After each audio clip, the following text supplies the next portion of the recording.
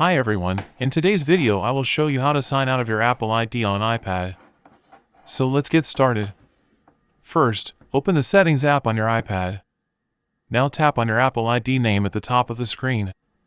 Scroll down until you find the Sign Out option and tap on it.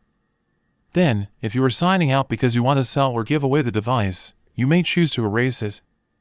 However, if you only want to switch to a different Apple ID account, select the option to sign out without erasing the iPad.